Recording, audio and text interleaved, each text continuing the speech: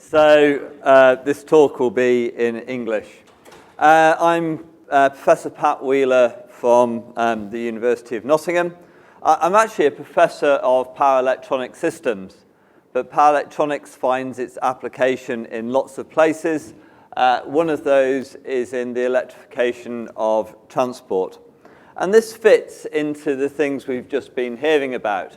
We've just been hearing about the generation of electrical energy, but the reason for the additional generation is because we want to use electrical energy for more things, to make our greenhouse gas emissions and so on lower. And as a result of that, we have to make the things we do in life more electric so that we can use that electrical energy that's come from the renewable energy sources. One of the big users of energy is transportation. So that's what this talk is going to be about. Having a look at the electrification of transportation, having a look at a couple of examples. One is an electric motorbike, and the other is slightly crazy. This is about reducing the energy in aircraft by using electromagnetic launching. So more of that in a moment.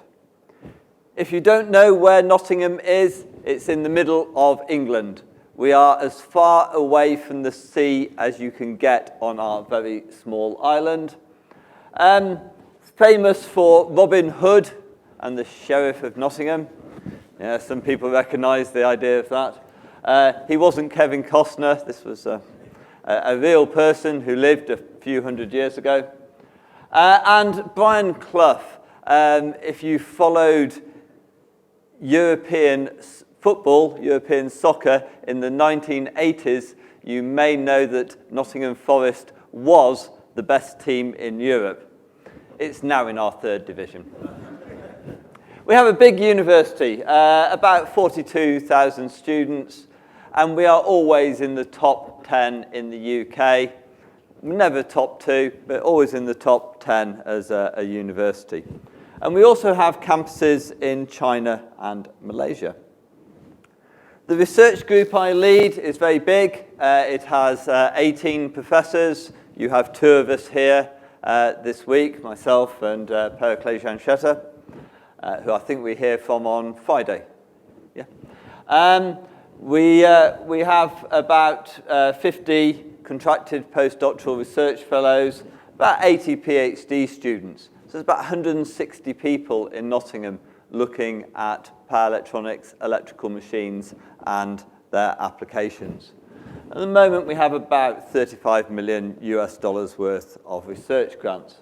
And that slide tells you a little bit about what we do.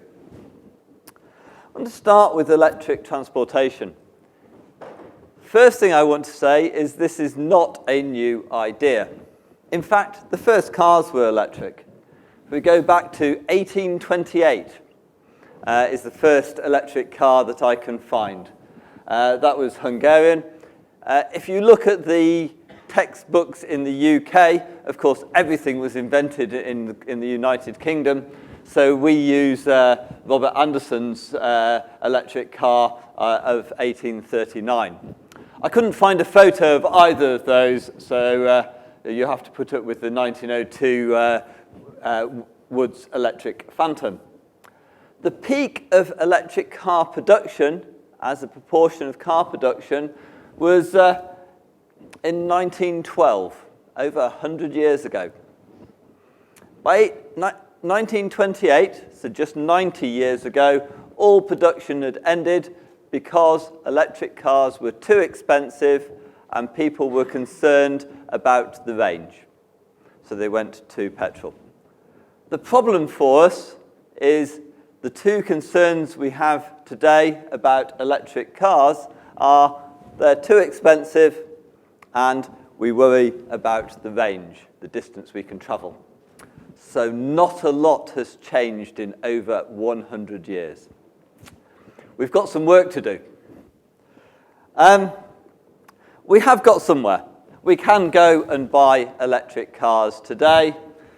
Nissan Leaf, small, slow. Tesla, fast, exciting. I'd go for the Tesla. the Tesla is interesting. It's got a range of over 400 kilometers. I always want a cup of coffee after driving that far. And you can charge it in 20 or 30 minutes, about the time it takes to buy a cup of coffee at your Quebec petrol station and to drink it. So these cars are becoming practical, but they're still very expensive. So rather than talking about electric car technology, I thought I would stick with the exciting. Those of you who've heard me talk before will know that we race an electric superbike.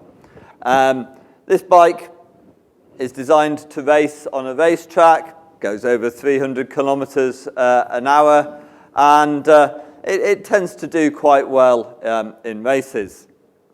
One race we specialize in is the Isle of Man TT, which is a 60-kilometer track around the Isle of Man. This is small roads. This is racing on normal roads, not a racetrack. And we average 120 miles an hour, about 190 kilometers an hour around that 60-kilometer track. And we're racing teams like Honda. In fact, last year, Honda came first, we came second, and Honda came third. So we're racing big teams. The reason we do this is not because we make motorbikes to sell, it's because we want to develop the technology. Before I go on to that, if you don't know where the Isle of Man is, it's a small island between Great Britain and Ireland in the middle of the North Sea, the middle of the Irish Sea. The reason we can race there is because that island has its own government. It chooses to be part of the United Kingdom for money and defence, but it makes its own laws. So outside the town, there are no speed limits. You can go and race around that island any time of year you like. Okay? Because they think it's fun. That's a good idea. So that's where the Isle of Man is. When you look at our motorbike, let's go back to this slide here. It looks a bit like a normal motorbike, except it has no exhaust pipe, no petrol engine. What it has instead is a very simple system. It's got a battery, just like your mobile phone has a battery, and that's our source of energy. Has some power electronics. That's good. I'm a professor of power electronics. It has an electrical motor, and it has some control wrapped around that so that we can control the torque being produced by that electric motor. And then that drives a chain which drives the rear wheel. You will notice there is no gearbox. That would just cause inefficiency and add weight to the bike. So, a nice, simple system. What we can then do is go racing. So we take this electric motorbike and we can go and race around a racetrack. The track that's shown on the left-hand side there, don't know if this works, whoops, let's go back to that in a minute, is the Portimao racetrack in Portugal. The important thing here is that we can both simulate and validate that simulation of going around that racetrack. So you can see the speed and the lean angle on the left. And on the right here, you can see the losses. And this is what I wanted to focus on, is the energy we're losing. And what you quickly notice here is that the electrical parts of that system, the battery, the motor drive, and the electrical machine, are those small parts at the very, very top. We don't have a big amount of energy lost in the electrical system. Most of the electrical system is lost in the blue, which is the air resistance, and in the green, which is the tyre of the vehicle.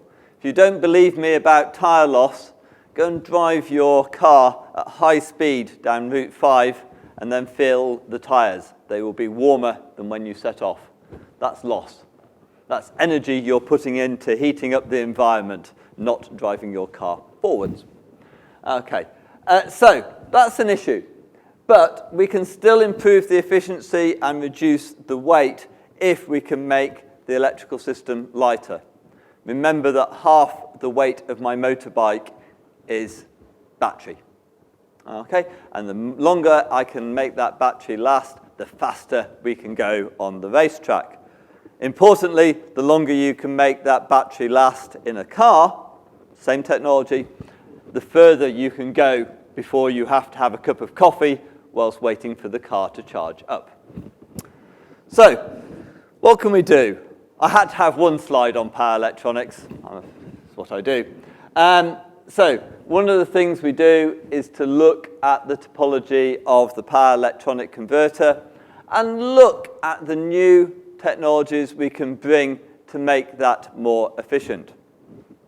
And one of the if you know anything about power electronics in the last 10 years, you will have heard something about silicon carbide. We've started to reduce the amount of silicon devices we use in power electronics. We've started to pay lots of extra money to use silicon carbide devices. Why are we prepared to pay that money? Well, I think this slide shows this quite well. If you look at the converter efficiency, both at 20 kilohertz and 40 kilohertz on here, and you look at the losses. So these little squares are showing the efficiency for different power levels of a silicon IGBT. And in circles here for the MOSFET, we're seeing that blue line. So we're seeing a higher efficiency by using a silicon carbide MOSFET rather than a silicon IGBT. So the US government and others have spent billions and billions of dollars developing the material, developing the devices so that we can use silicon carbide rather than silicon as the switching device in power electronics. Why have they done that? Because it improves the efficiency. I can switch faster with lower loss. So, is it worth the money? That's up to the commercial people. Can we do it? And is the price of silicon coming down? And the price of silicon carbide coming down? Yes. So this is probably the way things are going in the future, to use silicon carbide devices to reduce the losses. Silicon carbide has some other advantages as well, but in terms of energy loss, we're seeing some very significant improvements. So that's great. That's going to help us to deal with that part of the problem. The electrical machine is another part of the problem, and there's various technologies we're using there to make the machine lighter and more efficient as well. I thought I'd put up something about batteries. I think you all have one of these in your pocket, and you have to remember every night to plug it in and to charge it up. If you don't, you can't text your mates the next day. You can't text your friends. Okay? And the reason for that is the amount of stored energy in a lithium-ion battery is limited. It's limited by the fundamentals of the chemistry. You can improve it a little bit, and they are doing that, but not beyond a certain physical limit. So it's very easy for us to all think that lithium-based batteries are the future, that that's going to be everything we're going to see. History does not tell us that. If we look through time, if we go back in time, if you go and look in your car, you'll find a lead-acid battery. Then we went through nickel-cadmium batteries, nickel metal hydride, nickel-zinc batteries, ended up at lithium-ion batteries. This is a curve of the energy density with mass and with volume. What we need is the next technology. We need something that has less weight for the amount of stored energy. Will it happen? Yes. What will it be and when will it happen? I've got no idea. If I did, I would be very rich and probably not standing here in front of you. Okay, so there will be something else. It will happen one day, and everybody who is invested in lithium batteries will find that that investment has gone. Okay? We know that's going to happen, but we don't know when. When it does, then we will solve that range problem with the car. Okay, and with my motorbike will go faster. I'll still put the same weight of batteries on it. We'll just go a lot more quickly. But we will solve that range problem with the cars. If the batteries are half the size for the amount of stored energy and half the cost, then my car can go twice as far. Okay, and at that point, we're looking at something like 1,000-kilometer range on an electric vehicle, which is probably more than enough for a day's travel. So we're getting there. We're one technology step away. So that's cars.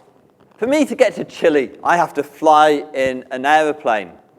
Unfortunately, I can't just connect my electricity grid to my aeroplane. I need some other ways of doing that. So we need to solve the stored energy problem, but we also need to look at the power levels we need if we're going to make the propulsion of aircraft electric. This is something NASA have come up with. The Aerospace Technology Institute in the UK have come up with a different roadmap, and the European Union have come up with a completely different roadmap. But what this is telling us, and what all these roadmaps say, is that the electrical system on an aircraft is going to get bigger and bigger and bigger. We're going to start looking at electrical machines and power electronics at over 10 megawatts. Why do we want to do that? So that we can fly with electric propulsion. That doesn't mean that all the electrical energy is going to come from batteries. Initially, it might come from fuel cells or even jet engines, okay? But they might be in the form of a generator, and then we will have electric propulsion on the wings. I'll come back to why in a moment. We can do this today. Solar impulse on the left there. It flew around the world in 60 days. Takes me 2 days on a jet aircraft, not to worry. And this is an Airbus aeroplane which has got a couple of small fans on it, two seats, and it flies for 20 minutes. So we're taking some initial steps. If you go on the internet, you'll find all sorts of crazy ideas out there. Here's two of them. So companies like Uber, Tesla, and Google are looking at what they're calling flying cars. An original idea from a 1960s cartoon called The Jetsons. Again, nothing new, thought of over 60 years ago. It's becoming reality. We can do this, and we can do this with electrical machines today. The problem with this is not the technology. The problem is how to control the space above our cities. If you drive on Route 5 and you see what drivers can do with cars, imagine that, but in the sky with aeroplanes. Those little crashes become a little bit more serious. Okay, so we've got some problems here with the communications and with the regulation of the airspace and with cost. But we're looking at the techniques we need to make these things happen. How do I make a very large electrical motor smaller? Well, I can make it a bit faster. I can make it in different ways. If we look at the technologies that are coming through here in terms of research, we see things like additive manufacturing. That's 3D printing of electrical machines. Different new thermal materials. Silicon carbide devices, the power electronics to allow me to have lower loss in the machine. And new magnetic materials, which allow me to control the function of the magnetic material far better and to get higher efficiencies. When I get higher efficiencies and I can remove the heat more easily, I can make the machine smaller and smaller. So these are the sorts of things that we need to work on as researchers to make this electric transportation happen. If we want to continue flying around the world, I love coming to Chile, so I don't want to stop doing that. And we don't want to use so much fossil fuels because of the environmental concerns. We have to work on these technologies, and we have to make these things possible. There's other things we could do.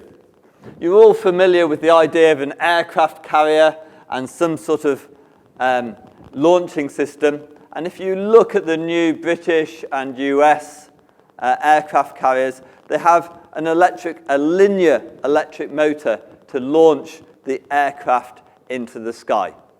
Okay, technology that's been around for a long time. Why is it needed? Well, because the runway on an aircraft carrier is very short. What if I do that with a civilian aircraft? So that rather than using those big jet engines on the wing and running them really quickly with lots of power, lots of thrust, why don't we do that with an electric motor in the ground? We could do that. We'd have to redesign the structure of the aircraft, I would agree. But then we're using electrical energy to put the aircraft in the sky, not the gas turbines. There's good reasons for doing this. We can reduce the length of the runway. In my country, we have a big problem with space. We live on a small island with lots of people. If I can make the runways shorter, then it would make it far easier to get far more aircraft out of our big airports. But it also allows you to put airports where you might not be able to fit them otherwise. We get a big reduction in fuel consumption and exhaust emissions, particularly around the airport, and that's quite important. We also reduce noise emissions. Aircraft are at their noisiest at takeoff and landing, the thing they always do near cities.